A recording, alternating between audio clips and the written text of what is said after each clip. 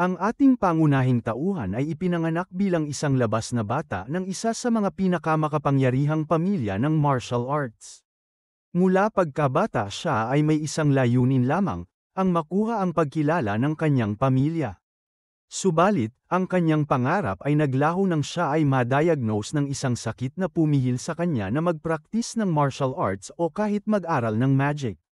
Siya ay itinakwil ng kanyang angkan at sa huli, ay natagpuan ang kanyang katapusan na pinagtaksilan at pinatay ng kanyang sariling mga kamag-anak. Subalit, binigyan siya ng pangalawang pagkakataon upang baguhin ang lahat bumalik. Sa sandali ng kanyang kapanganakan na may bagong natuklasang mga kakayahan, at isang determinasyon na ituwid ang mga bagay. Nagsisimula ang kwento sa hindi pa natutuklasang hilagang rehiyon ng Korea, kung saan ang isang grupo ng mga bayaran ay sinasamahan ng ilang mga nakamaskarang individual sa isang misyon sa lugar na iyon. Isang bayaran ang pinagmamasdan ang mga nakamaskarang individual na may pag-aalalang tingin, at nang mapansin ito ng kanyang kasama, tinanong siya kung ito na ang kanyang unang misyon sa paggalugad. Sumagot ang binata na nakapasok na siya sa mga gates at dungeons dati, pero ito ang unang pagkakataon na pumasok siya. Sa isang hindi pa natutuklasang rehiyon na medyo nagpapakaba sa kanya. Tumawa ang kanyang kasama at sinabi na mas mabuti pang panatilihin niya ang kanyang composure, dahil walang sinuman ang nakapagsimula sa ang mga lugar na ito sa loob ng daan-daang taon, na nangangahulugang malamang na puno ito ng mga halimaw at maaari pa silang makatagpo ng ilang sinaunang mga halimaw. Tumugon ang binata sa pagsasabing sa kabila nito, maaari silang umasa sa kanilang lider ng ekspedisyon, lalo na't siya ay kabilang sa prestihiyosong pamilyang Lee at kapatid ng patriarka, na nangangahulugang ang kanyang lakas ay tiyak na napakalakas. Sa sandaling iyon, nagbago ang ekspresyon ng kanyang kasama at tumingin siya sa lider na may ngiti, nagtataka kung talagang iyon ang tinutukoy niya. Ipinaliwanag niya na ang lider ay wala ng iba, kundi higit pa sa isang labas na anak na itinakwil ng angkan dahil sa kanyang kahinaan. Sa wakas ay nahayag ang lider ng expedition, siya ang ikasyam na labas na anak ng pamilyang Lee at ang pangunahing tauhan ng ating kwento, si Shu. Ang mercenary na si Shu ay patuloy na nagsasabi na hindi lamang kulang si Shu sa talento, kundi mukhang tamad din siya, dahil nananatili lamang siya bilang isang ikapitong ranggo na martial artist sa kabila ng kanyang edad. Sa mga sandaling iyon, isa sa mga nakamaskarang individual ay lumapit kay Shu, at sinabi na oras na para umalis. Tumingin si Shu sa kanya ng sandali nang walang sinasabi, pagkatapos ay nagbigay ng maikling tango. Bago sila tumayo upang sundan sila, kalaunan ay nalaman na ang mga nakamaskarang individual na ito, ay kabilang sa Shadow Blade team na direktang nagsisilbi sa patriarka ng prestihiyosong pamilyang Lee. Ang kanilang misyon ay di umano'y protektahan si Shu, ngunit hindi siya nakakaramdam ng kapanatagan dahil may mga hinala siya na may mali sa misyon na ito. Pagkatapos, ay nalaman namin ang nakaraan ng ating pangunahing tauhan na hindi palaging madilim. Bilang isang bata, puno siya ng mga pangarap at ambisyon. Upang patunayan ang kanyang sarili sa loob ng malaking pamilyang kanyang kinabibilangan, bilang isang illegitimate na anak. Ang kanyang mga pag-asa ay umakyat nang siya ay mapili ng pinakamataas na ranggo ng sandata sa seremonya ng pagnanakaw ng pamilya. Sa sandaling iyon, naniwala siya na kung patuloy siyang magtatrabaho ng mabuti at ibibigay ang lahat, darating ang araw na makikilala siya ng lahat. Subalit, hindi nangyari ang inaasahan niya. Siya ay na-diagnose ng isang kakaibang sakit na umabot sa kanyang mga mana pathways, at ang pagkabigla ay dumating nang ipaalam ng doktor na hindi na siya makakapag-aral ng mahika, at hindi rin magiging matatag ang martial arts. Kung susubukan niyang mag-practice sa ilalim ng ganitong mga kalagayan, ang pag-abot sa ikasyam na ranggo ay magiging walang iba kundi isang himala. Ang ama ni Shu ay labis na nalungkot nang ipahayag ng punong steward ang balitang ito sa kanya. Nang malaman ito ng mga miyembro ng pamilya, itinakwil nila ang nangyari sa seremonya ng bakal, bilang isang simpleng pagkakamali o pagkakataon. Sa kabila nito, hindi sumuko si Shu. Nagpatuloy siya at naabot ang ikapitong ranggo sa edad na 25, determinado na patunayan ang doktor na mali.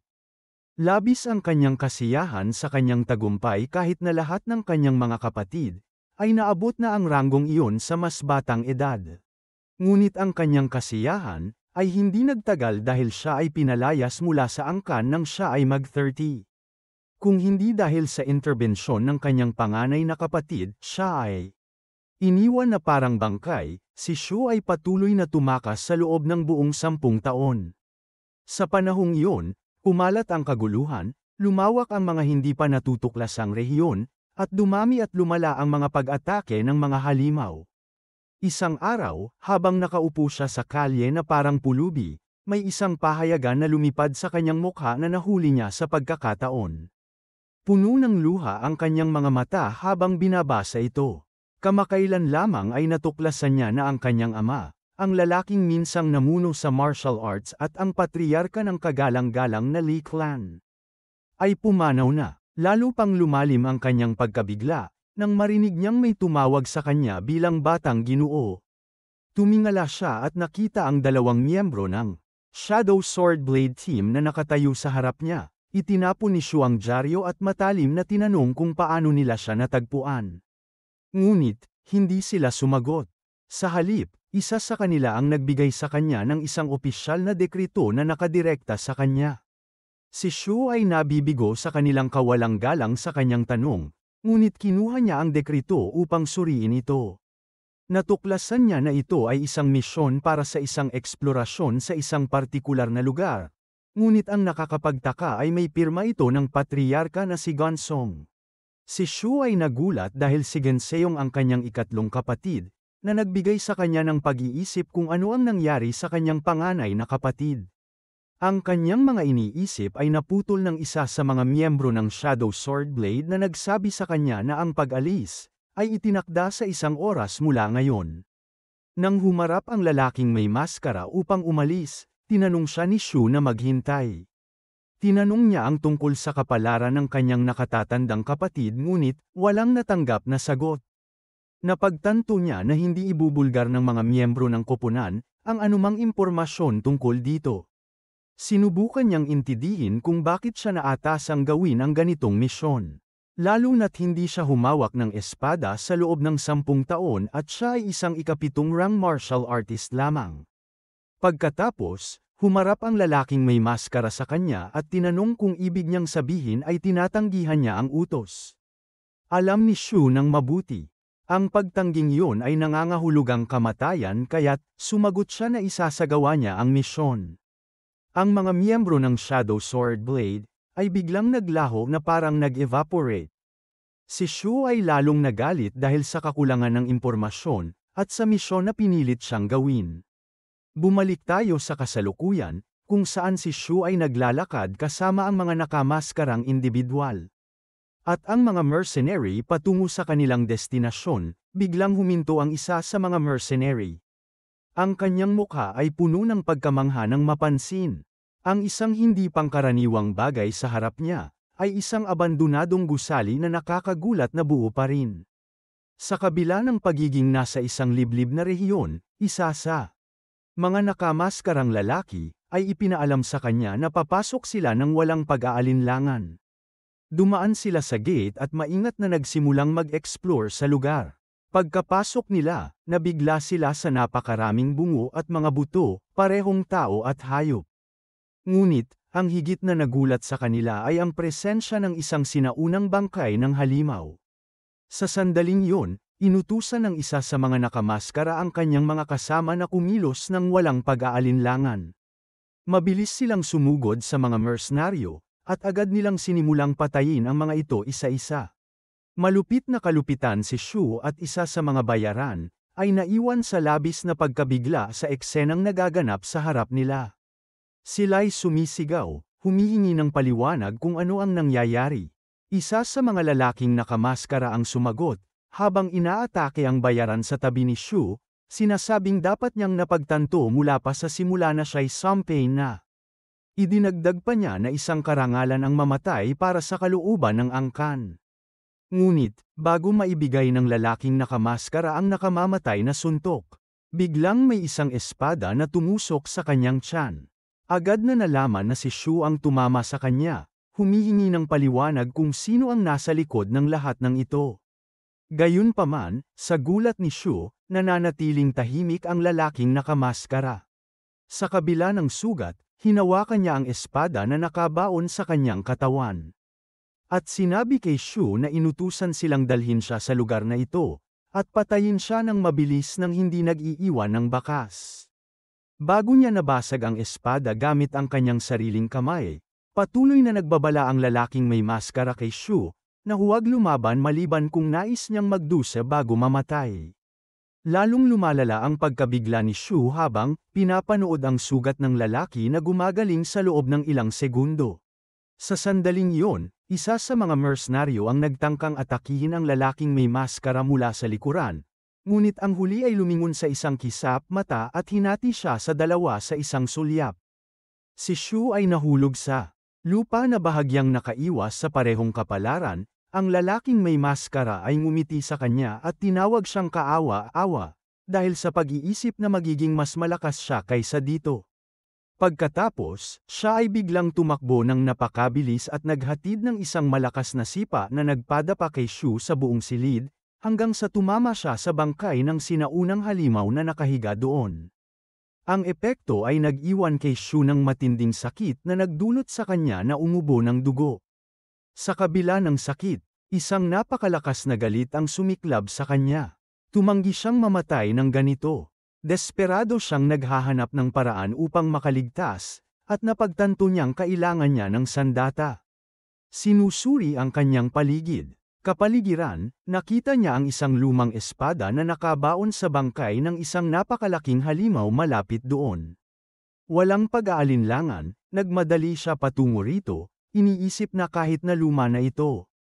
Ang isang espada na sapat ang lakas upang pumatay ng ganitong katinding nilalang, ay tiyak na magagamit pa rin.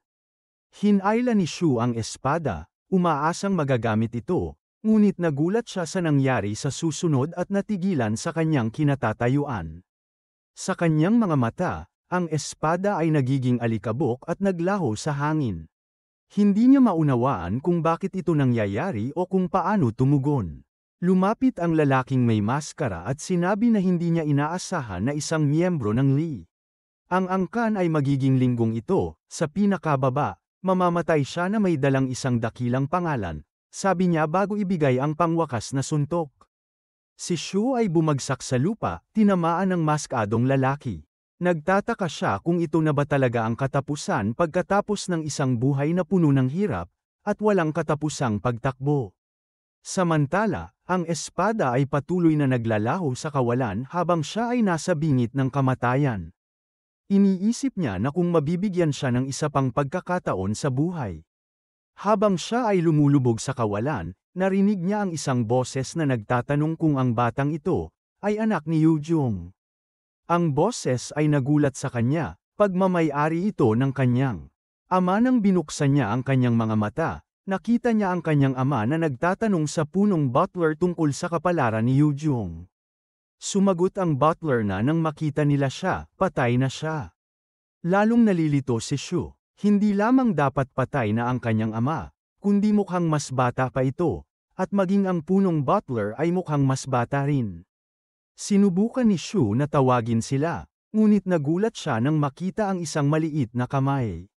Nang suriin ito ng mabuti, labis siyang nagulat nang malaman na ito ay kanya.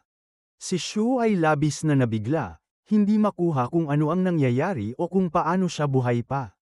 Ipinapalagay niya na marahil ay nasasaksihan niya ang kanyang buhay na naglalaho sa kanyang mga mata bago lumipat sa kabilang buhay. Bigla niyang narinig ang kanyang ama na nagsabing, bata, ay magiging angkop na pangalan para sa kanya. Pagkatapos, inutusan niya si punong Butler Choi na ayusin ang isang katulong at ilang miyembro ng Shadow Force, upang maging mga gwardya ng bata. Inutusan din niya na ihanda ang bata para dumalo sa seremonya ng pagpili ng bakal, kasama ang ikawalong bata. Agad na kinilala ng Butler ang utos. Ngunit nagpakita rin siya ng pag-aalala. Itinuro na ang bata ay masyadong bata at hindi pa handa, tulad ng ikawalong bata na ilang buwan lamang ang tanda. Gayunpaman, Si Li Taeshin ang ama ni Shu at ang pinuno ng Li martial clan ay hindi pinansin ang alalahanin, sinasabi na hindi ito mahalaga. Ang tugon na ito ay nag-iwan kay Shu na mas labis na nagulat.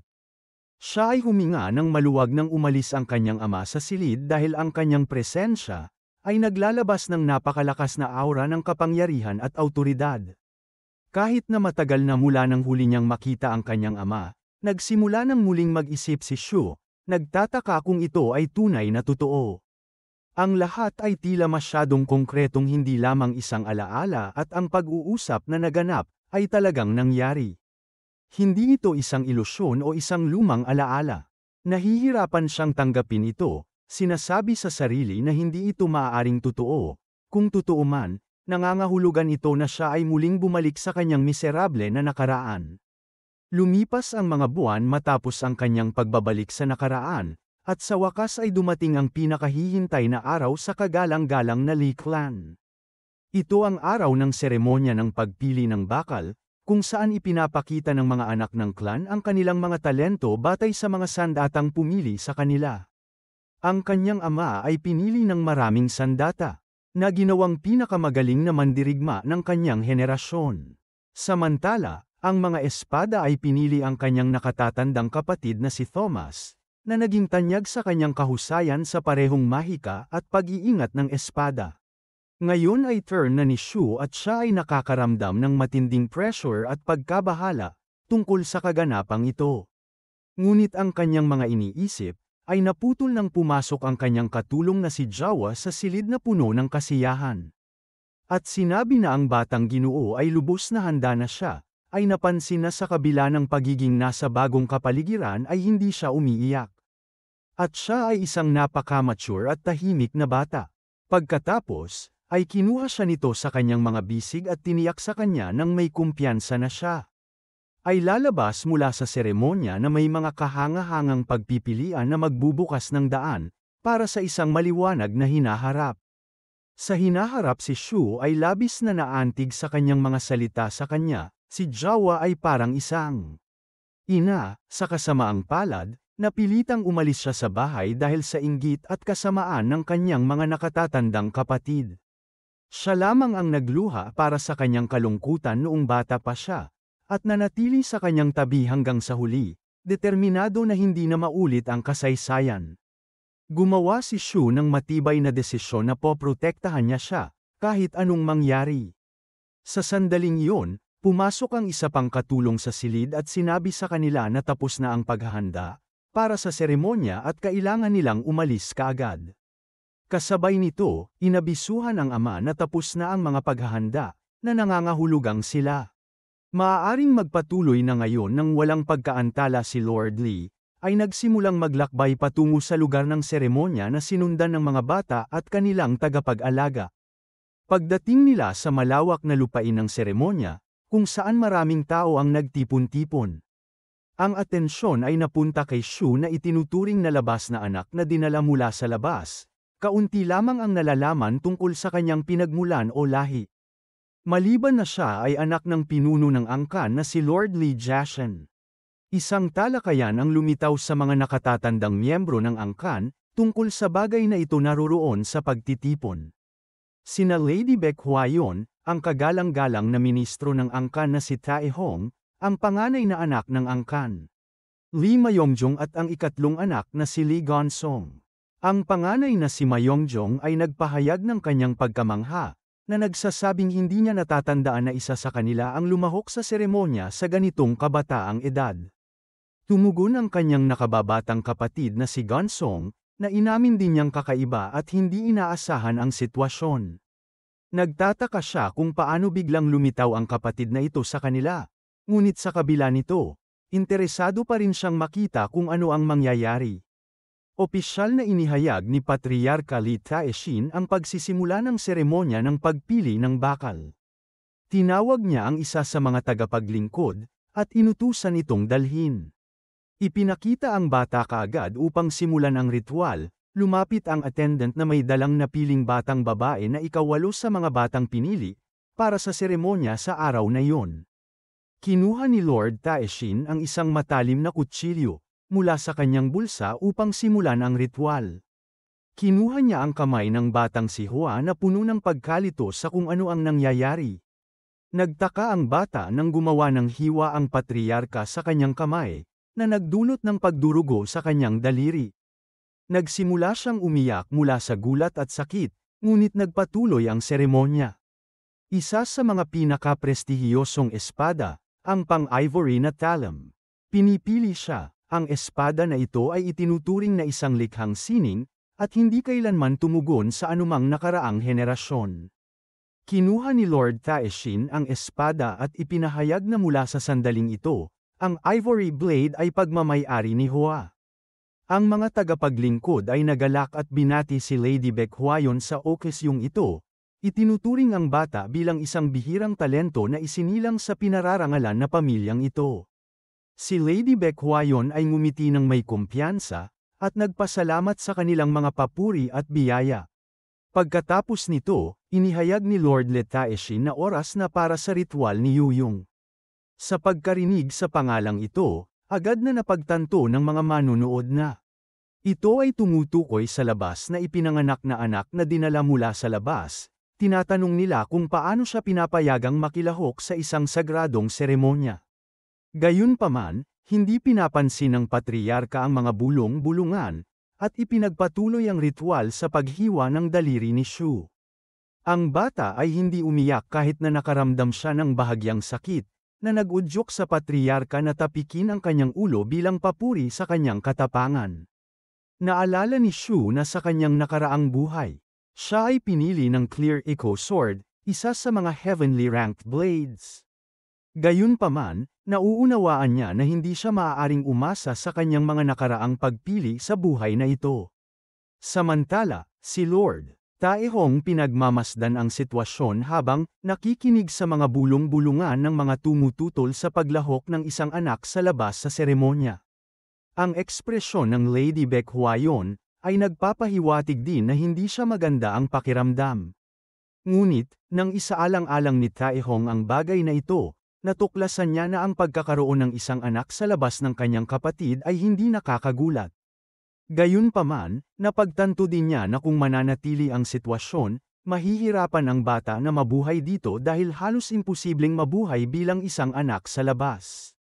Halimbawa, ang mahigpit na elder ng angkan na si Le Chuljong.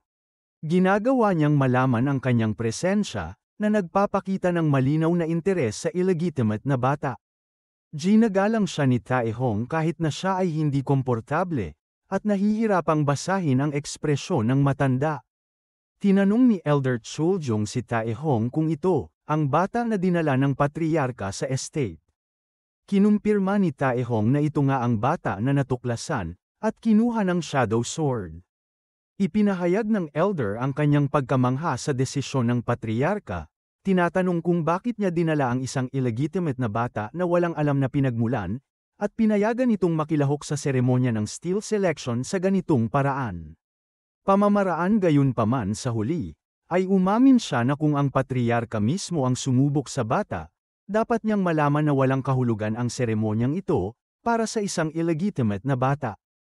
Nagalit ang ministro sa pahayag ng matanda at mariing, tinanong kung ano ang ibig niyang sabihin sa mga salitang iyon.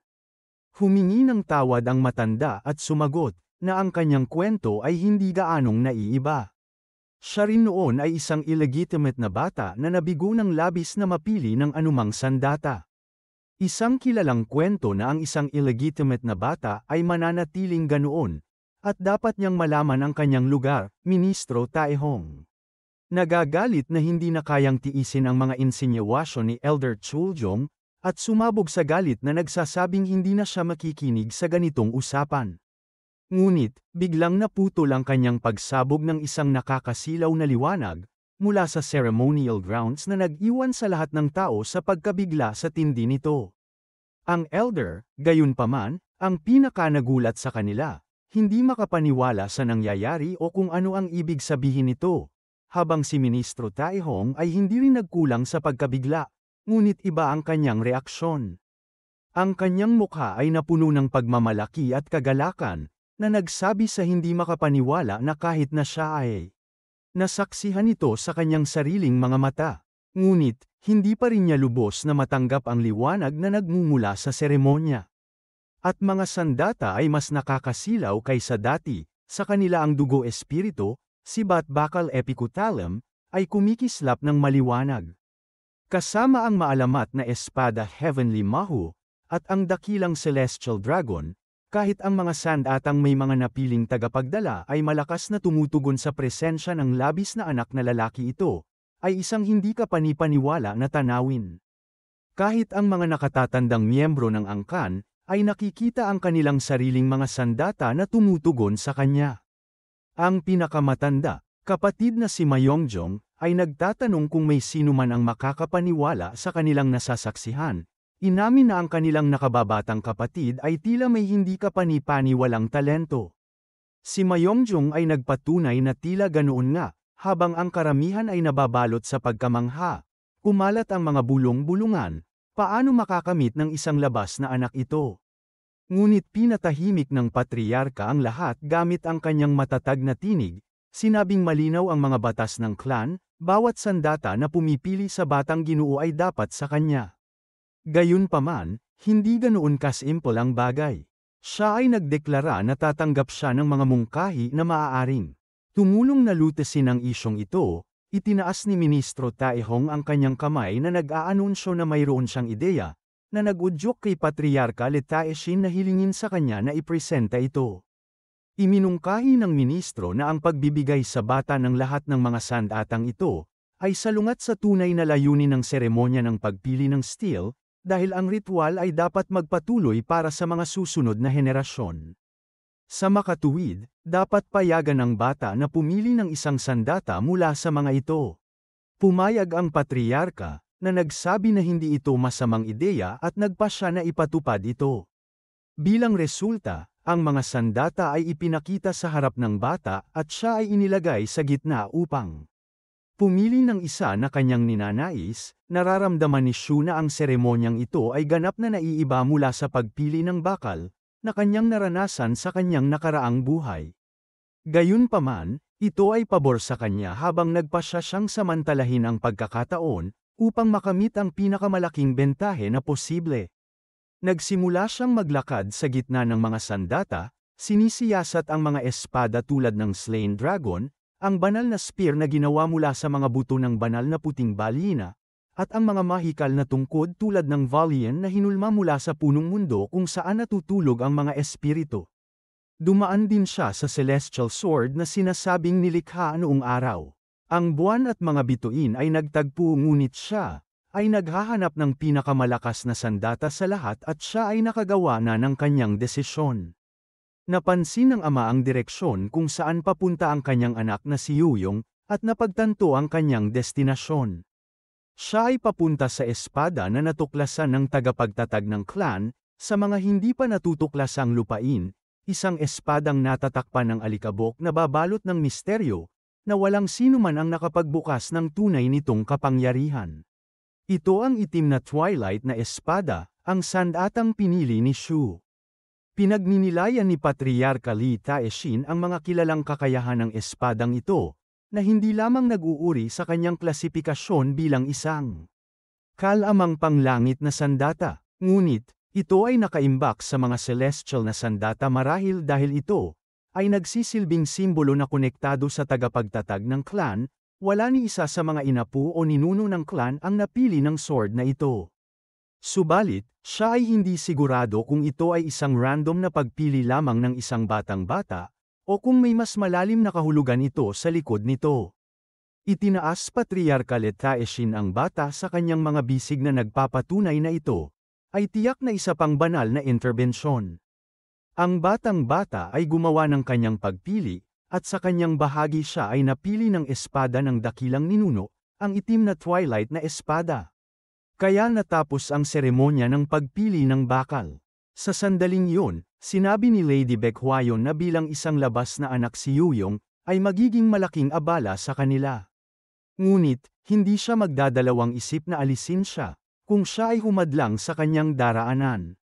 9 na taon na ang lumipas mula noong araw ng pagpili ng bakal, at lumaki si Yuyong sa palasyo ng pamilya Lee. Isang umaga sinabi niya sa kanyang tagapag-alaga na pupunta siya para sa pagsasanay sa hapon, sinubukan niyang samahan siya. Ngunit, tumanggi siya na sinisiguro sa kanya na kaya niyang mag-isa. Ang tagapag-alaga ay nagkomento na tila walang laman, ang lugar ng pagsasanay na nagtatanong.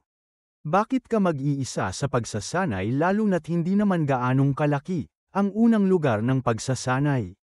Sumagot si Yu yung na may naghihintay sa kanya doon, biglang may malakas na sigaw na pumagitna sa kanilang pag-uusap. Napansin ng tagapag-alaga na tila may nag-eensayo, sa ikapitong lugar talagang naroon. Ang isang batang trainee kasama ang isang instruktor na nagbabala sa kanya, tungkol sa paraan ng paghawak niya sa kanyang espada. Pinayuhan na baka masaktan siya, kung magpapatuloy siya sa ganoong paraan. Ang trainee na yun ay si Li Hua na nag-eensayo ng pagsa-swordsmanship, nang dumating si Yuyong at ang kanyang tagapag-alaga sa eksena. Napagtanto na ang sigaw ay galing sa kanya, pinayuhan ng tagapag-alaga si Yuyong na tawagin siya bilang kanyang nakatatandang kapatid. Sa halip na tawagin siyang elder sister o gumamit ng ibang titulo. Naiinis si Yuyong bilang pagtutol, itinuro na ang agwat ng kanilang edad ay halos 5 buwan lamang kaya, bakit siya dapat magsalita sa kanya ng labis na paggalang? Nagpatuloy silang makinig habang binibigyan siya ng instruktor ng payo, sinabing tratuhin ang espada na parang extension ito ng kanyang katawan, at hawakan ito ng maingat upang maiwasan ang pinsala. Gayunpaman, nagalit si Hua sa kanyang mga pahayag, at sumigaw sa kanya na itigil ang patuloy na pagbatikos. Naiginiit na ang talagang mahalaga ay ang pakikipaglaban, gamit ang espada kahit paano niya ito hawakan. Sinubukan ng guro na kalmayan siya, hinihimok siyang maglaan ng oras at subukan muli. Pinatitibay ang kanyang loob na may tiwala siya sa kanyang tagumpay sa pagkakataong ito. Sa mga sandaling iyon, tinanong ni Yoyong ang kanyang tagapag-alaga tungkol sa pagkakakilanlan ng guro, na naglalaan ng ganitong pagsisikap upang sanayin si Hua. Siya ay sumagot na siya, si Baek Li Hyu mula sa Ebony Division. Napansin ni Yoyong na tila siya ay masyadong may talento, para maging guro ng isang 9 taong gulang na batang babae. Tumugon ang kanyang tagapag-alaga ng may damdamin, itinuro na angkop na. Ang tagapagturo para sa kanyang talento, ay itatalaga rin sa lalong madaling panahon nang bigla siyang napaiyak, at humingi ng tawad dahil sa kanyang kakulangan na alagaan siya ng maayos. Lalo na't lumaki si Ginang Hua sa isang kapaligirang nagbibigay ng wastong nutrisyon. Sinabi ni Yoyong na itigil na niya ang pag-uusap na iyon, at tiniyak na siya ay nagpapasalamat sa kanya. Ngunit, wala siyang pangangailangan para sa mga tagapagsanay na ganoon. Ipinaliwanag niya na pumunta sila sa angkan dahil sa husay nito sa martial, hindi para sa kanyang sariling kapakanan. Bukod dito, inamin niya na nahanap na niya ang tamang mga tao na matutunan mula sa simula. Mga lugar ng pagsasanay, isang eksklusibong lugar ng pagsasanay, ang espasyo ay puno ng mga sandata na sumasagisag. Sa prestihiyo ng pamilya Lee na kilala sa kanilang kahusayan sa martial arts. Sinabi ni Yoyong na ang lugar ay tila mas isang museo, kaysa isang lugar ng pagsasanay. Ngunit alam niya na may magandang dahilan para sa pagkakaroon nito. Ang dahilan ay ang lugar na ito ay nag-iimbak ng mga sinaunang sandata. Hindi tulad ng ibang mga lugar ng pagsasanay, tiningnan ni Yoyong ang paligid at nakita ang isang lumang espada. Lumapit siya upang kunin ito, isinasaalang-alang na sa ngayon maaari niya lamang itong gamitin, para sa pagsasanay. Habang siya ay nagsasanay nagmuni-muni siya sa biglaang mga pagbabagong naganap mula nang siya ay bumalik 9 na taon sa nakaraan. Subalit, ang pinakanagulat siya sa lahat ng ito ay ang kanyang kakaibang bagong kakayahan, ang kapangyarihang magbasa ng mga alaala na nakaimbak sa loob ng mga sandata. Nakatuon si Yoyong sa mga alaala sa loob ng espada, na nagpapahintulot sa kanya na palakasin ang kanyang mga batayan, dahil ito ang bumubuo sa mismong pundasyon ng advanced techniques. Sinimulan niyang isagawa ang mga galaw na nakita niya sa mga alaala ng espada, na nagbibigay daan sa kanya na matuto at mag-ensayo ng mas epektibo, kaysa sa anumang guro na makakapagturo sa kanya. Ang mas matanda at mas prestihiyoso ang isang sandata, at ang mas malakas ang ugnayan nito at ng kanyang tagapagdala. Mas malinaw na nakikita ni Yoyong ang mga alaala nito. Pagkatapos ng maraming taon ng pagsasanay, matagumpay na na-master ni Yoyong ang 7-star sword technique, at nakabasa ng karamihan sa mga alaala mula sa mga sandatang nakaimbak dito sa nakaraang 2 taon. Gayunpaman, biglang naputol ang kanyang konsentrasyon nang may nagsabi na matagal nang hindi na siya nakakakita ng sinumang may kakayahang mag-master ng 7-star sword. Nang lumingon, natagpuan ni Yoyong ang kanyang sarili na kaharap ang ministro ng angkan, ang kanyang tiyuhin na si Lord Taehong, isang ika-4 na rang mandirigma. Bagaman hindi siya direktang inapo ng angkan, ang kanyang kinikilalang mga kasanayan ay nagbigay sa kanya ng ranggo ng general. Bukod pa rito siya ay isa sa pinakamalapit na tao kay Yoyong sa parehong buhay na ito at sa nakaraang buhay, palaging nasa kanyang tabi. Ang kanyang tiyuhin ay nagsasalita ng may pagmamalaki, sinasabi na nakikita niya si Yoyong na nag-eensayo araw-araw, at nakikita siya tuwing bumabalik mula sa kanyang mga tungkulin. Kinikilala niya ang kawalang katarungan na nararamdaman ni Yoyong dahil sa diskriminasyon, at paboritismo ng kanyang mga kapatid laban sa kanya.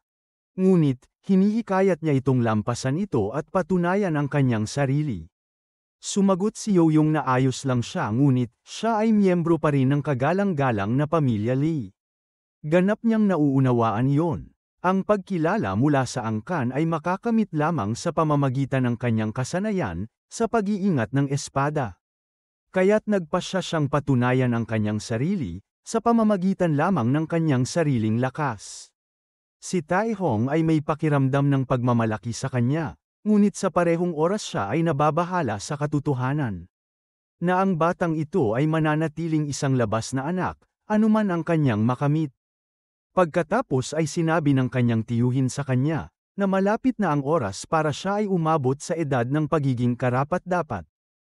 Para sa seremonya ng pagbibigay ng pangalan, idinagdag niya na kahit na maaaring huli na ang pagtatanong na ito, nagtataka siya kung tatanggapin siya ni Yoyong bilang kanyang guro, hanggang dumating ang seremonya. Gayunpaman, ang sagot ni Yoyong ay nagulat siya, nang tahasang tinanggihan niya ang alok. Tinanong ni Taehong kung bakit, at kung ano ang dahilan kung bakit ayaw niyang magkaroon ng personal na mentor. Sumagot si Yoyong na alam niya ang patakaran na nagbabawal sa kanya na magkaroon ng guro, bago ang seremonya ng pagbibigay ng pangalan, at ayaw niyang ilagay ang kanyang tiyuhin sa mahirap na sitwasyon. Sumagot ang kanyang tiyuhin na hindi alintana ng kanyang mga kapatid, ang mga ganitong patakaran at sinisira ang mga ito palagi. Habang nag-aaral sa ilalim ng mga kilalang guro, at sumusunod sa mga dieta na mayaman sa nutrisyon. Ngunit, sumagot si Yoyong na naniniwala siya na ang mga patakaran ay hindi dapat balewalain, kahit na hindi ito pinapansin ng iba. Sabi niya dati na gusto niyang patunayan ang sarili niya, sa kanyang sariling paraan. Si Tio Taehong ay labis na naantig, hindi niya inaasahan na maririnig ang ganitong mga salita, mula sa isang batang hindi pa lumalampas sa 10 taong gulang. Sa katunayan, ang tingin ni Yoyong ay nagpapaalala sa kanya ng kanyang nakatatandang kapatid, ang pinuno ng angkan. Sumagot si Taehong na ngayon ay malinaw na hindi na niya mababago ang isip ni Yoyong, na kasing matigas ng kanyang ama at hindi madaling mapapaniwala. Sa kasamaang palad, hindi siya magiging kapaki-pakinabang sa kanya. Ito ay nagdulot ng pagkadismaya kay Taehong, ngunit nagtanong pa rin siya kung may magagawa siya upang makatulong. Napagtanto ni Yoyong na ito na ang pagkakataon na kanyang hinihintay. Inaasahan niyang tatanungin siya ng kanyang tiyuhin ng tanong na ito. Sinabi niya rito na talagang kailangan niya ng pabor. Si Taehong, na puno ng pananabik, ay hinikayat siyang huwag mag-atubiling sabihin kung ano ang kailangan niya kaagad. Gayunpaman, ang kanyang pananabik ay mabilis na napalitan ng pagkamangha, nang humiling si Yoyong ng pahintulot na makita kung ano ang nasa loob ng lihim na vault. Pagkatapos noon, sumakay si Taehong sa kanyang sasakyan, at nagtungo sa isang heavily guarded na gusali. Gayunpaman, harangin siya ng isang gwardya at humiling na huminto siya sandali. Pagkatapos, Humiling ito ng kanyang pagkakakilanlan at ang dahilan ng kanyang pagbisita sa partikular na lugar na ito. Sumagot sa pamamagitan ng pagpapakilala sa kanyang sarili, bilang General Lee Taehong, ipinaliwanag na narito siya para sa regular na pagsusuri. Kasama niya ang bunsong anak ng pamilyang Lee, si Ginoong Lee Yuyong, na narito bilang isang tagamasid upang matuto at makakuha ng karanasan. Kinumpirma ng gwardya ang kanyang pagkakakilanlan, at pinayagan silang pumasok. Habang bumubukas ang mga pintuan, pumasok ang kotse sa loob. Sinubukan ni Yoyong na kumilos na parang bata, upang maiwasan ang pagdududa, tinitingnan ang paligid na parang isang batang namamangha. Patuloy niyang ipinapahayag ang kanyang pagkamangha sa laki ng lugar, ngunit napansin ni Taehong ang kanyang kakaibang reaksyon at tinanong kung talagang sobrang excited siya. Masiglang sumagot ang bata na oo, ipinaliwanag na ang warehouse na ito ay naglalaman ng pinakamahalagang kayamanan ng pamilya. Ito ay nagbigay sa kanya ng kumpiyansa na kapag narating niya ang kanyang destinasyon, makikita niya ang hinahanap niya, isang alamat na sandata at isang sinaunang artepakto na hindi alam ng karamihan. Para sa mga naghahanap ng mga bihirang relic, ang warehouse na ito ay maaaring maglaman ng mga bagay na lampas sa kanilang inaasahan. Dahil ito ang armory ng Le Martial clan. Sa puntong ito, ipinaliwanag ni Taehong na ang ibabang palapag ay naglalaman ng mga sandatang nakatago, para sa ilang mga dahilan. Ang pagkabigla ay nagtatanong kung ang mga sandatang ito, ay nasa antas ng mga halimaw na maaaring lamunin ang kanilang mga may-ari. Kinilala ni Taehong ang kanyang kaalaman sa mga ganitong bagay. Ngunit, binalaan siya na ang walang ingat na paggamit ng ganitong sandata, ay maaaring magdulot ng pisikal at mental na pagkawasak. Nang mapansin niya ang bahid ng pag-aalala sa mukha ni Yoyong, tinanong niya kung nais nitong umatras kung siya ay natatakot.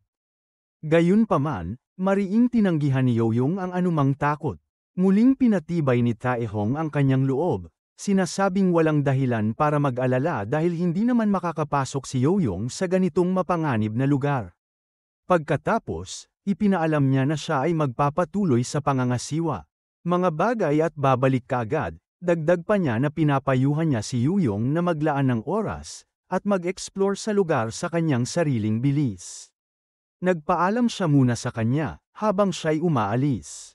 Sa sandaling naiwan siyang nag-iisa, siya'y napabuntong hininga at sinasabing ang pagpapanggap na isang inosenteng bata, ay hindi madaling gawain. Ginamit niya ang elevator upang bumaba sa ground floor, isang lugar na kilala bilang graveyard ng mga weapon. Dito nakatago ang maraming mahahalagang relic at armas. Ngunit ang kanyang layunin dito ay hanapin ang isang partikular na armas, ang Infinity Dagger na kilala rin bilang Muin. Maaaring mukhang isang simpleng kutsilyo lamang ito, ngunit kapag pinagsama sa mahika, enerhiya na binabago nito na nagpapahintulot sa may-ari nito na baguhin ang anyo, haba, bigat, at lahat ng katangian nito ayon sa kanyang kagustuhan bago siya naglakbay pabalik sa panahon.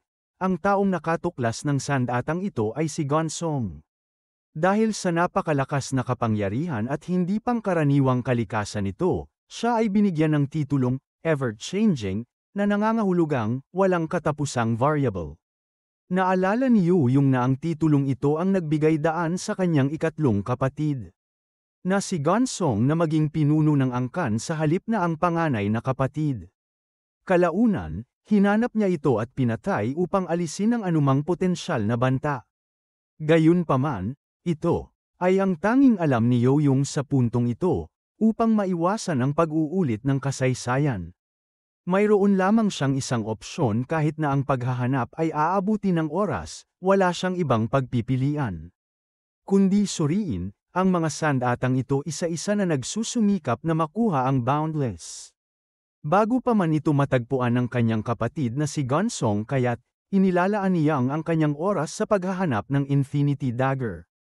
Gayunpaman, isang oras na ang lumipas mula nang siya ay dumating.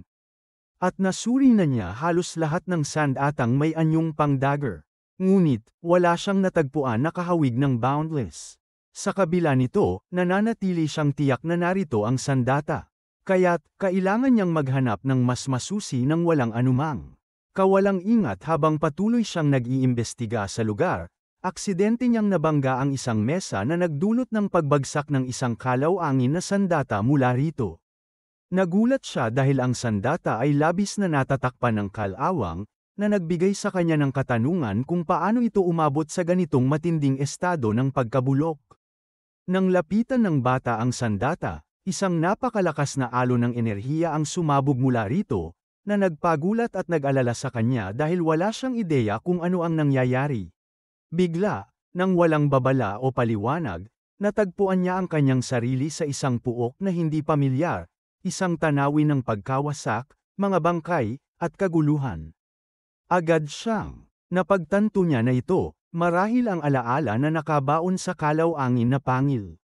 Ngunit, mayroong isang bagay tungkol sa mga alaala na ito na tila lubos na naiiba mula sa anumang ibang sandata na kanyang naranasan. Isang kakaibang pakiramdam ang bumabalot sa kanya na parang siya ay nasa lugar na ito noon biglang isang napakalakas na presensya. Ang pumuno sa hangin na pinipiga ang lahat sa paligid nito, ng napakalakas na puwersa na tuklasan niya. Pagkatapos, na ang presensyang ito ay pagmamay-ari ng isang nilalang na lumitaw mula sa isang asul na puwang noong unang panahon. Isang primordial na halimaw na lumamon sa hindi mabilang na mga sibilisasyon, na kilala bilang ang halimaw ng apokalipse, isang alon ng takot ang Bam-Alat. Siya, habang napagtatanto niyang nahaharap siya sa nalalapit na kapahamakan kahit na alaala lamang ito, walang posibleng paraan upang mapabagsak niya ang ganitong nilalang. Ang tanging lohikal na opsyon ay tumakas, ngunit sa sandaling iniisip niyang tumakbo, isang sinaunang mandirigma na kahawig ng samurai ang lumitaw sa likod niya na may nakakabighaning bilis. Ang mandirigma ay sumugod patungo sa halimaw, habang si Yoyong ay nanunood sa lubos na pagkabigla. Sinusundan niya ang mga galaw ng mandirigma, habang pinapabagsak nito ang halimaw sa isang sulyap. Sa sandaling iyon, napagtanto ni Yoyong na ang lalaking nasa harap niya ay isang mandirigma na pumatay ng mga demonyo. Ngunit, nananatili siyang hindi makaintindi kung paano ang mandirigma na ito. Nagawa niyang puksain ang isang napakalaking entidad sa isang atake lamang. Ang kanyang pag-usisa tungkol sa pagkakakilanlan ng mandirigma ay lalong lumalalim, hanggang siya ay tuluyang naguluhan. Nang mapagtanto niyang napansin ng mandirigma ang kanyang presensya, at ngayon ay tinatanong kung sino siya. Hindi ito dapat mangyari. Ang mandirigma ay humiling na malaman kung bakit siya narito, at hindi natapos doon. Walang pag-aalinlangan na inilunsad niya ang isang atake, idineklara na ipapadala niya si Yoyong sa mundong ito sa pinakamaawain at walang sakit na paraan na posible. Habang sumisigaw si Yoyong bilang tugon sa atake, bigla siyang natagpuan na bumalik sa realidad. Ang kalawanging patalim ay nahulog mula sa kanyang pagkakahawak, habang siya ay nananatiling nagyayelo sa takot at paghanga sa kanyang nasaksihan. Ang kanyang katawan ay nagsimulang manginig ng hindi mapigilan.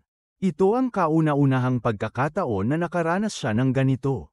Ang sensasyon mula sa pagtanaw sa mga alaala ng sandata ay tila mas totoo kaysa sa simpleng ilusyon, na parang talagang naroon siya sa sandaling iyon. Napansin ng binata na may kakaiba sa kalawanging patalim, kinuha niya ito muli at naging ganap na sigurado na ito ang sandatang kanyang hinahanap. Sadyang tinaga niya ang kanyang kamay gamit ang talam, hinayaan itong magdugo, na nagtatakda ng kanyang desisyon na. Ang kininito bilang kanya, ang pangil ng dagger ay nagliliyab ng matinding liwanag. Ang enerhiya nito ay sumasabog bago unti-unting hamupa, isang senyales na kinilala nito si Yoyong bilang bagong amo nito. Sa kasiyahan, sinimulan niyang subukan ang sandata, sinaksak ito ng maraming beses, kahit na sinubukan pang gayahin ang mga galaw ng mga bihasang guro ng espada. Bagaman ang puso niya ay tumatalon sa kasiyahan sa paghawak ng napaka-powerful na sandata, lalo siyang naging kumpiyansa sa bawat galaw. Sa oras na natapos na niya ang eksperimento, wala na siyang duda na ang sandata sa kanyang pag-aari ay boundless. Ang pagkaalam na ito ay pumuno sa kanya ng napakalaking pagmamalaki at kasiyahan. Isang linggo pagkatapos makuha ang boundless, patuloy si Yoyong sa kanyang walang humpay na pagsasanay sa pagmaster ng paggamit nito. Itinatago ito bilang isang singsing sa kanyang daliri, upang matiyak na walang makakaalam ng pagkakaroon nito. Gayunpaman, ang kanyang isip ay nananatiling nakatuon sa pag-alala sa posisyon, at teknik na ginamit ng mandirigma sa alaala ng pang-akit upang patayin ang halimaw. Ngunit, ang kanyang pag-unawa dito ay nananatiling limitado. Alam lamang niya ang pangalan ng teknik at ang anyo nito, na tila malayo pa siya sa pag-unawa sa buong potensyal nito. Sa kabila nito, sa kabila ng kanyang napakalakas na kapangyarihan, ang mga galaw ng mandirigma ay naglalabas ng kahali-halina at katumpakan, gaano man karaming beses na si Yuyong. Sinusubukan niyang ulitin ang mga ito ngunit palagi siyang nabibigo. Subalit, hindi siya nagagalit dahil bago niya ibalik ang oras, siya ay kalahating may talento lamang hindi niya nga ma-master, ang pangunahing teknik ng kanyang angkan kahit na isa lamang itong teknik ito. Ang unang pagkakataon na nakatagpo siya ng isang advanced na estilo ng laban. Kaya't, kailangan niyang maunawaan kung paano isinagawa ng lalaki ang mga perpektong galaw. Pagkatapos ng lahat, siya ang pinakamalapit na tao sa mandirigma at ang tanging makaalala sa kanyang eksaktong paraan ng pakikipaglaban. Biglang pumasok sa isip ni Yuyong ang isang hindi inaasahang kaisipan, hindi siya isang adulto tulad ng mandirigmang nakita niya sa Boundless. Mga alaala siya ay isang bata lamang na hindi hihigit sa 9 na taong gulang, hindi makatwira na asahan na gayahin niya ang mga galaw ng isang ganap na lalaki. Kaya't, natural lamang na hindi niya maipakita ng buo ang kanyang potensyal, nagpasya siyang iakma ang teknik sa kanyang sariling katawan at lakas. Isinasagawa ito ng maayos at may kontroladong katumpakan, isinarado ng bata ang kanyang mga mata na sinusubukang tipunin ang kanyang enerhiya, at mag-focus sa kanyang sariling estilo ng pakikipaglaban. Pagkatapos, ay sinimulan niyang hawakan ang kanyang espada sa paraang angkop sa kanyang katawan gamit ang liksi at kalmadong katumpakan. Sa mga paulit-ulit na pagsubok sa wakas ay nagtagumpay siya, sa pagpapakita ng kanyang tunay. Lakas na nagsasagawa ng isang kahangahangang hampa ng espada. Isang alon ng kasiyahan ang bumabalot sa kanya, nang mapagtanto niyang sa wakas ay nagsisimula na siyang makaramdam ng tunay na kapangyarihan. Ngayon, ang natitira na lamang ay ang paghahanap ng solusyon sa kanyang paki-struggle sa paggamit ng mahiwagang enerhiya. Sa kabila ng kanyang paulit-ulit na pagtatangkang ilapat, ang teknik ng sirkulasyon ng mahiwagang enerhiya na natutunan niya noon. Tila hindi ito gumagana para sa kanya, na nangangahulugang may mahalagang nawawala pa. Ito ay nagpapahirap sa pagganap ng mga teknik na umaasa sa mahiwagang enerhiya.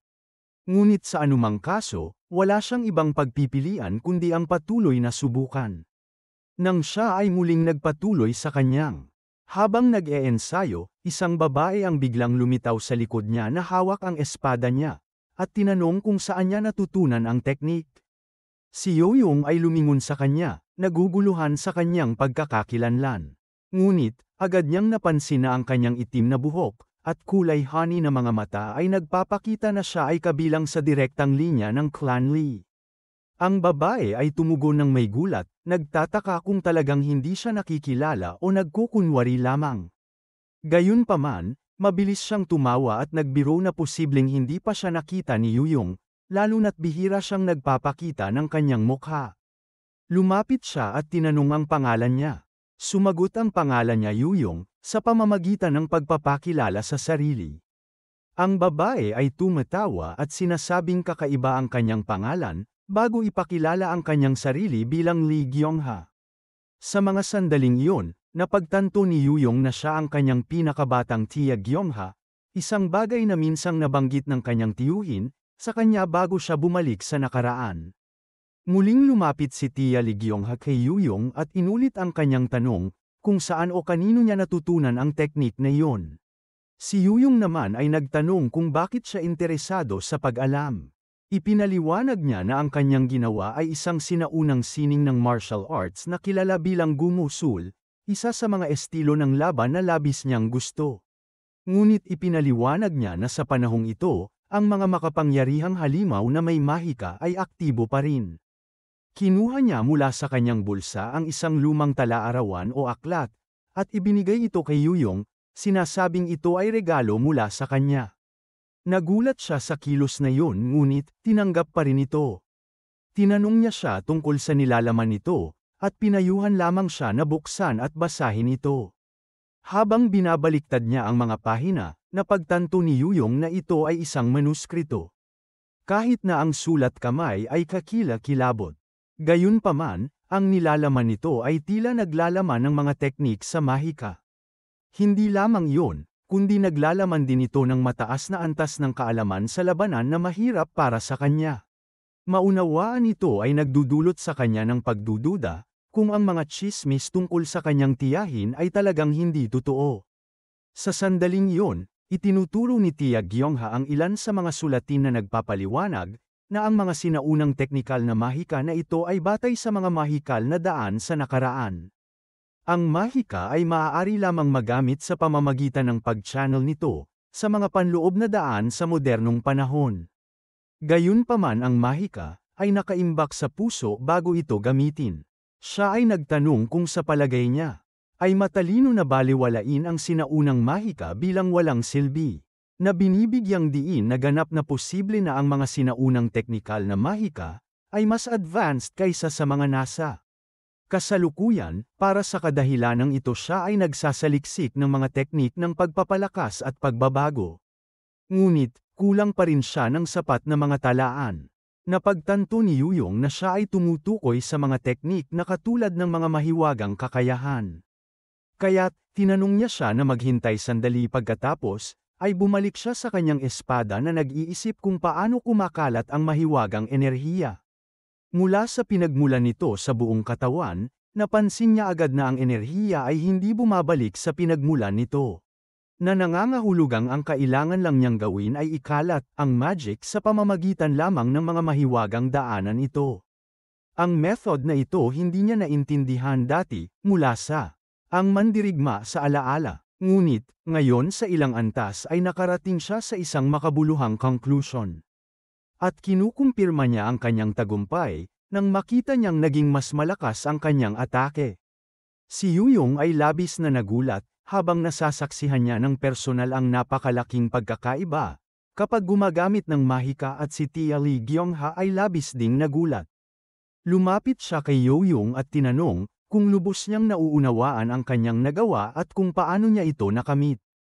Tinanong din niya kung ito nga ba ang martial art na kanyang pinag-aralan, at hiniling na ipaliwanag niya kung paano niya ito e-master. Umiiwas si Yuyong sa pagbibigay ng direktang sagot, at sa halip ay tinanong siya kung bakit niya kailangang ibulgar ang ganitong impormasyon. Sumagot siya na naabot niya ang antas na ito, dahil sa libro na ibinigay niya sa kanya. At bukod dito, inialay niya ang buong buhay niya sa sinaunang martial arts. Gumugol siya ng mahigit 10 taon sa paghahanap ng estilo ng labanan na ito, kahit na itinakwil siya sa kanilang tahanan. Kaya, nag-alok siya ng kasunduan kay Yuyong kung sasabihin niya ito.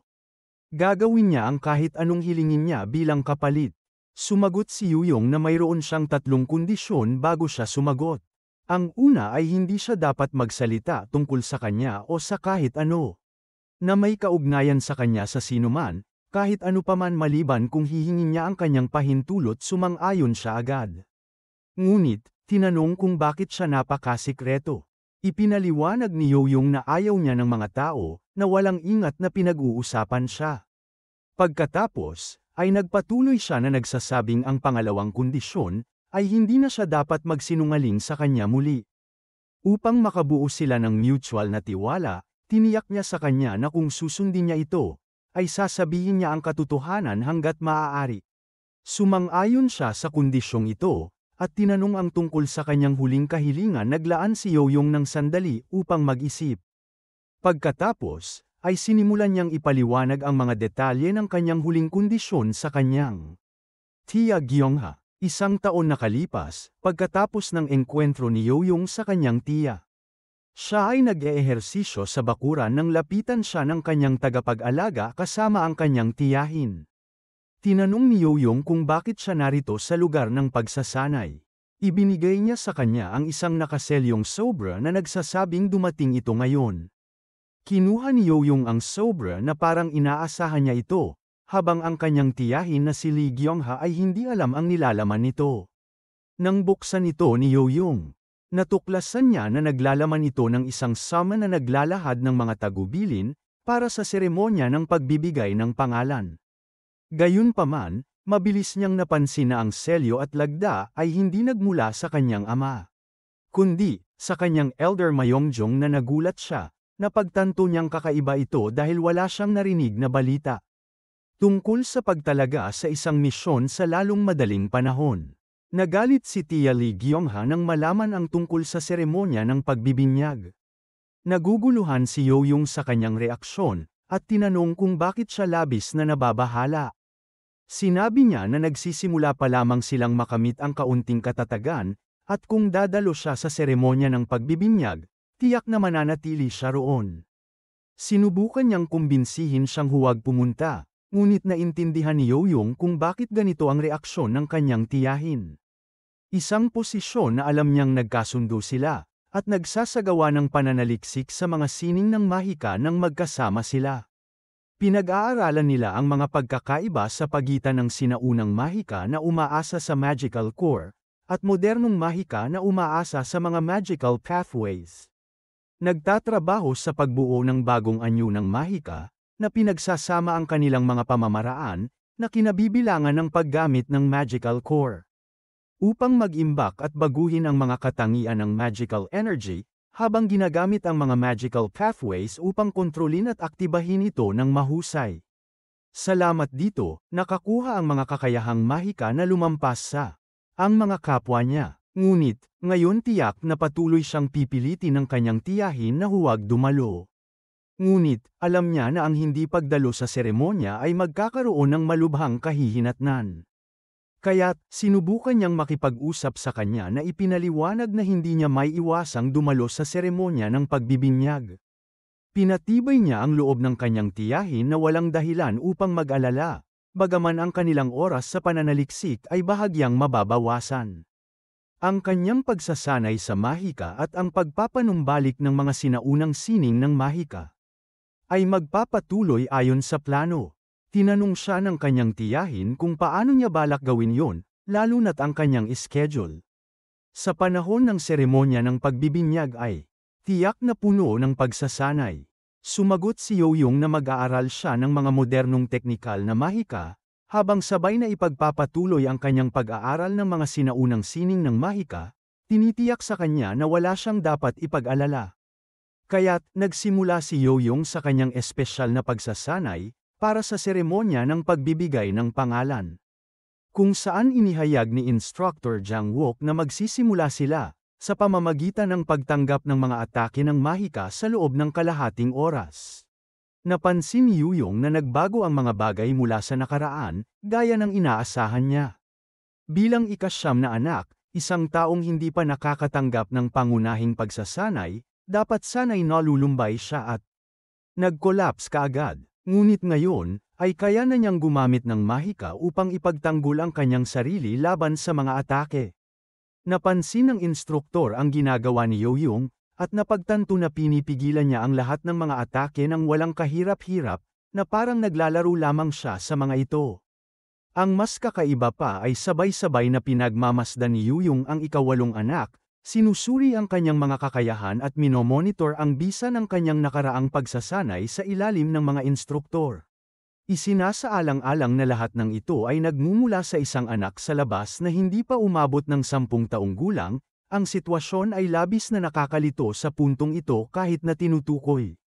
Para sa kanya bilang isang labas na anak ay tila isang insulto, sa liwanag ng mga kakayahan na kanyang taglay. Iniisip ni Instruktor Jang Wook sa kanyang sarili na kailangan niyang muling pag-isipan ang kanyang pananaw. Lalo na't ang pagsasanay na ito ay hindi lamang paghahanda para sa seremonya ng pagbibigay ng pangalan, kundi isang paraan upang ipasa ang lahat ng kaalaman na kanilang taglay sa mga batang masters. Sa wakas, pagkatapos ng isang nakakapagod na araw ng pagsasanay, natapos ng mga bata ang kanilang sesyon at naramdaman ang pangangailangan na magpahinga. Subalit, hindi niya mapigil ang isipin kung gaano kabaliw ang kanyang angkan, sa paggawa ng kanitong uri ng seremonya para isang 10 taong gulang na magtiis. Isang sunod-sunod na kuryente, sa ilalim ng pretensyon ng pagpapalakas ng resistensya sa mga atake ng mahika. Ngunit, hindi niya inaasahan na humingi ng tawad ang instruktor, para sa pamamaraang ito ng pagsusuri at napansin din niya na bahagyang nagbago ang tingin ng iba sa kanya kumpara sa nakaraan. Sa anumang kaso, kailangan na niyang umalis ngayon at magpahinga bago ang susunod na sesyon ng pagsasanay. Habang naghahanda si Yoyong na umalis, napansin niyang biglang inatake siya ni Hua, ngunit nagawa niyang harangan ang kanyang atake. Sinabi niya na gusto niyang makipag-usap sa kanya bago siya umalis. Tumugon siya sa pamamagitan ng pagsabi sa kanya na magmadali. Wala siyang oras para sa kanya na nagagalit si Hua. Binalaan siya nito tungkol sa kanyang mga salita. Pinapaalalahanan siyang siya ang lehitimong anak samantalang siya ay wala kundi isang labas na anak. Walang pakialam, umiwas si Yoyong at umalis, sinasabing wala siyang oras para sa kanya. Ang galit ni Hua ay lumalala at ginamit niya ang kanyang mahika para atakihin siya. Hinihingi na huwag siyang baliwalain habang nagsasalita siya. Napansin ni Yoyong na gumagamit siya ng mahika. Ngunit, madali niyang naiwasan ang kanyang atake. Muli, pinigilan niya ito sa pamamagitan ng paghawak sa kwelyo nito, pinipilit siyang huminto. Pagkatapos, sinabi niya sa kanya, na pwede siyang umiyak sa kanyang ina kung gusto niya. Pero dapat tigilan na niya ang panggugulo sa kanya, dahil wala siyang oras para sa kanyang kalokohan. Nababahala, umalis si Yoyong pero biglang nagsalita si Hua. Sinasabi sa kanya na dahil sa ginawa niya kasama ang insidente sa seremonya ng pag-aari ng espada, sa ritual ng pagpili ng bakal palagi na siyang kinukumpara sa kanya. Ginawa nitong lubos na hindi patas ang mga bagay para sa kanya. Halos hindi siya natutulog, kumakain lamang ng kaunting pagkain. At walang ibang ginagawa kundi mag-ensayo habang si Yoyong ay kailangan lamang ipanganak na may malaking talento. Tumugon si Yoyong sa pagsasabing ang pagsisisi sa iba para sa mga personal na pagkukulang ay tiyak na maginhawa. Dahil sinabi niya mismo na siya ay isang illegitimate child lamang, na nangangahulugang kahit ang LRE ng pagpapasa ng sisi sa iba ay wala siya. Kung hindi siya makatulog, dapat lang siyang manatiling gising. Kung hindi siya makasabay sa kanya dahil sa kanyang dieta, mas mabuting tumigil na lang siya sa pagkain ng buo. At kung may sama siya ng loob sa kanya, dapat niyang gawin ang lahat ng makakaya niya upang talunin siya. Tungkol naman sa paghingi ng tawad para sa lahat ng sinabi niya, dapat niya itong kunin ng puwersa dahil iyon ang paraan ng clan. Na siya ay hihigit sa kanya sa seremonya ng pagbibigay ng pangalan, at ipapahiya siya dahil sa kanyang mga salita. Sinasabi pa niyang pipilitin niyang lumuhod, at magmakaawa para sa kanyang kapatawaran. Ang kanyang nakatatandang kapatid na babae, si Yoyong, ay simpleng sumasagot na siya ay maghihintay upang makita kung magagawa niya iyon. Sa ika-7 lugar ng pagsasanay na itinalaga para sa mga direktang miyembro ng pamilya, dumating si Lady Baek Hwayon. Inutusan niya ang mga katulong na umalis. Sinasabi na nais niyang makipag-usap sa kanyang anak ng pribado. Pagpasok sa bulwagan, nakita niya si Hua na nag-iisa sa pagsasanay. Tinawag niya ito at tinanong kung ano ang ginagawa nito roon. Ang kanyang sarili na napagtanto na dumating na ang kanyang ina, humarap siya kay Hua.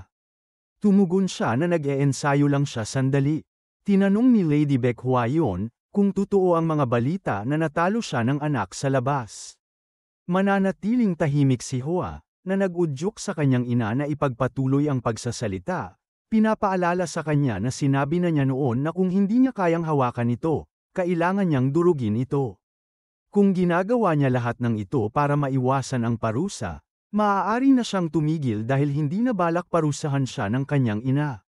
Tumugon si Hua na lubos niyang nauunawaan, kung paano tinitingnan ng kanyang ina ang kanyang pagsasanay. Ngunit, siya ay ginagawa niya ito dahil gusto niya talagang talunin ang taong iyon, hindi dahil inutusan siya. Kundi, dahil nais niyang makamit ito sa kanyang sariling paraan. Tinanong siya ng kanyang ina, si Lady Baek Hwayon, kung siya ba ay naimpluwensyahan ng illegitimate na anak na iyon. Na ang pagsasanay ay walang malinaw na pundasyon hanggang ngayon, Pinaalalahanan siya ng kanyang ina na siya ay mula sa pangunahing linya ng pamilya Lee. Samantalang, siya ay isang illegitimate na anak lamang, na nangangahulugang sila ay ganap na magkaiba, natural na inaasahan na malalampasan niya ito. Ngunit, tila siya ay naapektuhan niya na nagpapaliwanag sa kanyang kasigasigan. Pagkatapos noon, ang kanyang ina, ibinibigay sa kanya ang isang bote na naglalaman ng likido, at sinasabi na ito ay dreamlike trance, isang nakamamatay na lason. Pagkatapos, ay idinadagdag niya na kung hindi niya kayang talunin ang labas na anak, mayroon pa siyang ibang opsyon, maaari niya itong alisin. Ito, pagkatapos ng lahat, ay paraan ng Songmo Lee clan pagdating sa pagkuha ng tagumpay.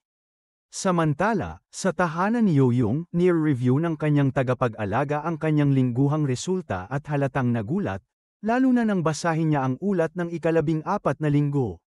Napag-alaman niya na si Yoyong ay nakakuha ng unang pwesto. Tinanong ni Yoyong ang kanyang opinyon, nagtataka kung siya ay nakaramdam ng ginhawa na ang kanyang mga pagsisikap sa kanya ay hindi nasayang. Baliw siya, niyayakap siya at sinasabi na wala siyang ginawa, ang kanyang pagsisikap ang nagdala sa kanya dito. Biglang pumasok ang kanyang tia Lee Gyongha sa silid na puno ng kasiyahan, at hinihimok siyang sumali sa kanya para sa pagsasanay. Tumugon si Yoyong na kakabalik lang niya mula sa isang sesyon ng pagsasanay, ngunit ngumiti siya at sinabi na kung mag-aaral siya ng mahika kasama niya, mawawala ang lahat ng kanyang pagod. Tumugon siya na hindi pa siya nakakarinig ng ganitong bagay, ngunit iginiit niya na tiyak na magiging mas mabuti siya kung mag-aaral siya kasama niya. Sumang-ayon si Yoyong, binanggit na gusto niyang ipakita sa kanya ang isang bagay. Tinanong siya kung ano ito ngunit, bigla siyang tumigil na parang nahulaan na niya.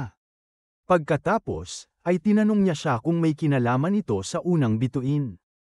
Ngumiti si Yoyong at tumingin sa kanya, kinukumpirma ang kanyang hinala. Pagkatapos noon, sinundan ni Yoyong ang kanyang tiyahin na nagsimulang magpaliwanag na ang pundasyon ng mga teknikal na mahika ay binubuo ng 3 yugto. Ang unang yugto ay pagpapalakas ng katawan na nagpapahusay sa tibay at lakas. Ang susunod ay ang yugto ng panloob na enerhiya, na binabago ang kalikasan ng kapangyarihang mahika. Sa wakas, mayroong yugto ng panlabas na kapangyarihan na nagpapahintulot sa gumagamit, na ipakita ang mga supernatural na kakayahan, sa pamamagitan ng magic. Gayunpaman, ipinaliwanag niya na ang mahika na nais niyang ituro sa kanya ay iba. Kahit sa unang yugto, pinapayagan nito ang maraming anyo at iba't ibang kakayahan, kaya't ang kanyang mahika ay nahahati sa mga yugto na kilala bilang maturation. Tinanong ni Gyongha si Yoyong kung nakakaramdam siya ng hindi komportable sa paghawak ng kanyang magical energy circuit. Inisip niya na aabutin pa siya ng hindi bababa sa 1 taon upang masanay dito. Sumagot si Yoyong na naintindihan niya ang lahat habang nag-aaral. Ngunit halos nabigo siya sa pagkontrol ng kanyang magical energy, halos nawasak niya ang balanse sa pagitan ng energy source. At ang mga pathways nito, sinabi ng kanyang tiyahin na ang kailangan lang niyang gawin, ay hayaan ang enerhiya na dumaloy ng natural.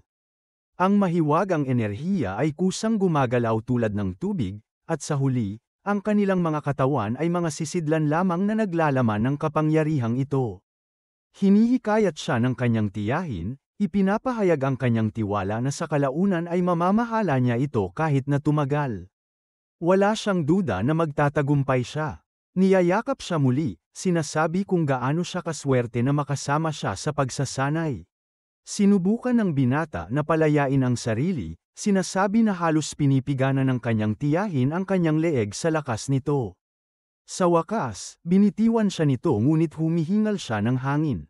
Pagkatapos, ay sinabi niya, siya na dapat silang magsimula ng pagsasanay ngayon, upang maabot niya ang pangalawang bituin sa kontrol ng mahiwagang enerhiya.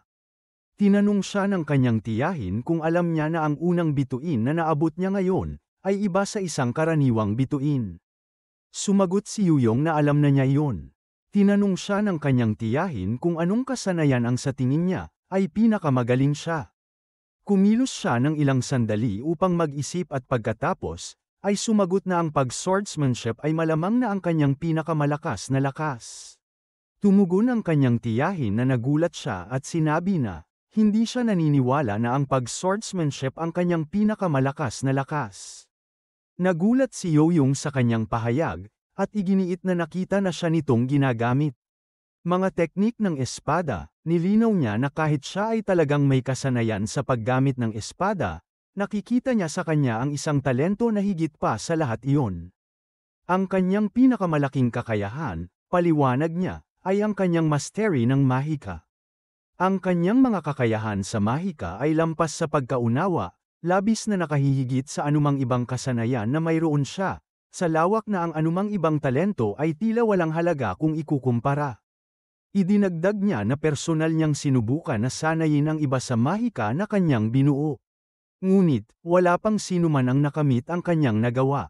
Si Yuyong ay namangha sa kanyang mga salita, lalo na dahil bago siya bumalik sa nakaraan, siya ay palaging pinapuna dahil sa kanyang mga kakayahang mahika. Patuloy na sinasabi ng kanyang tiyahin na para sa isang katulad niya, ang pag-ulan ng pangalawang bituin ay hindi dapat maging hamon. Kung siya ay magtatagumpay, magiging napakadali na lamang para sa kanya ang seremonya ng pagbibigay ng pangalan. Mula ngayon, tuturuan siya ng mga tunay na teknik kaya kailangan niyang magpakatutok at mag-focus upang mabilis na umunlad. Tiniyak ng binata na susundin niya ng eksakto ang mga tagubili ng kanyang tiyahin. Ngunit gusto rin niyang malaman kung ano ang bagay na nasa tabi niya. Tumawa ang kanyang tiyahin at ipinaliwanag na ito ay gagamitin sa kanilang pagsasanay. Pagkatapos, nang walang babala, may itinapon siyang bagay sa kanya. Napakabilis at malakas na kumikilos, kinakamot ang kanyang mukha, sinabi niya sa kanya na ito ay mga bakal na bola. Binibigyang diin niya na kailangan niyang makapaglabas ng mahika habang kumikilos. Pagkatapos ng lahat, anumang teknik na mahika na isinasagawa habang nakatayo, ay wala nang iba kundi patay na mahika. Ngayon ay oras na upang simulan ang pagsasanay, para sa seremonya ng pagbibigay ng pangalan.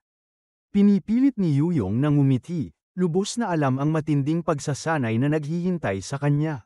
Sa susunod na sesyon ng pagsasanay para sa seremonya ng pagbibigay ng pangalan, ipinakilala ng leader ng Blood Tiger Squad na si Lee Jongkwon ang kanyang sarili, inihayag na siya na ngayon ang magtuturo sa kanya ang Martial Lee Clan Secret Technique. Inutusan si Yuyong at Hua pumili ng sandata na nais nilang gamitin, at dalhin ito sa loob ng 1 minuto. Si Yuyong at Hua ay kumilos upang sumunod, ngunit napansin ni Yoyong na palagi siyang sumusulyap sa kanya. Tinanong niya kung may problema siya sa kanya. Nag-atubili si Hua at pagkatapos ay itinanggi ito, na sinisiguro na wala siyang nais mula sa kanya. Tinanong niya kung gumagamit din siya ng espada. Si Yoyong na naglalakad patungo sa instructor, ay sumagot na hindi siya gumagamit ng espada. Tumugon si Hua sa pamamagitan ng pagsasabi na batay sa kanyang mga naunang obserbasyon, sigurado siyang may kakayahan siya sa pag-swordsmanship. Pagkatapos, bumalik sina Yuyong at Hua kay Instructor Yong na nagtanong kay Yuyong tungkol sa kanyang ginagawa. Ipinapaliwanag ni Yuyong na siya ay nag-iipon ng mga sandata. Napansin ng guro na sinabi lamang niya na dalhin nila ang mga sandatang gagamitin nila. Sumagot si Yuyong na ito nga ang mga sandatang gagamitin niya. Tiningnan siya ng guro nang may pagdududa at sinabi na akala niya matalino si Yuyong na estudyante. Ngunit ngayon ay nakikita niyang siya ay ganap na hanggal. Pagkatapos, inutusan siya ng guro na tandaan ng mabuti ang kanyang mga salita, sinabing tuturuan niya sila ng vision. Ngunit, hindi ibabahagi ang anumang tiyak na mga teknik o posisyon. Ipinaliwanag niya na ang angkan ng Lee Clan ay may maraming mga lihim na nakatago. Mga teknik upang masterin ang mga teknik na ito, kailangan muna nilang gisingin ang 6 na pandama na natutulog sa kanilang dugo. Mula ngayon, ang kanyang papel ay tulungan silang gisingin ang kanilang mga pandama, upang hindi na nila gawing mas mahirap ang kanyang trabaho kaysa sa dati.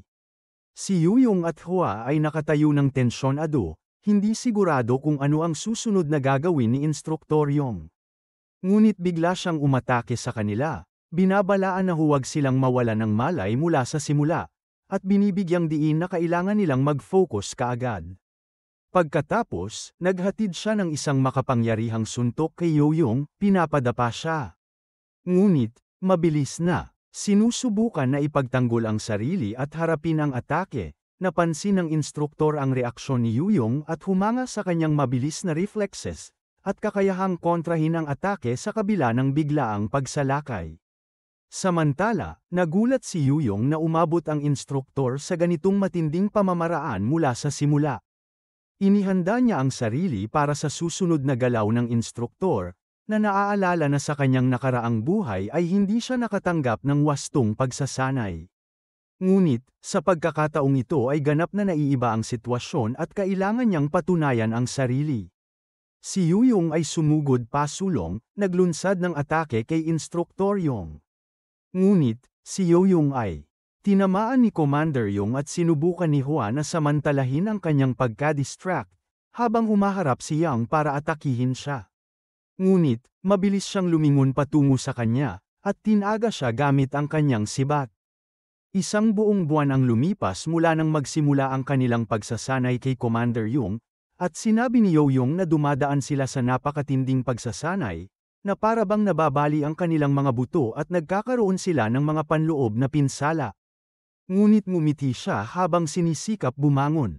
Sinasabi na hindi ito ang uri ng pagsasanay na dapat pagdaanan ng isang 10 taong gulang, ngunit hindi siya magrereklamo, nagsisimula na siyang mag-adjust sa mga mahihirap na drill na ito.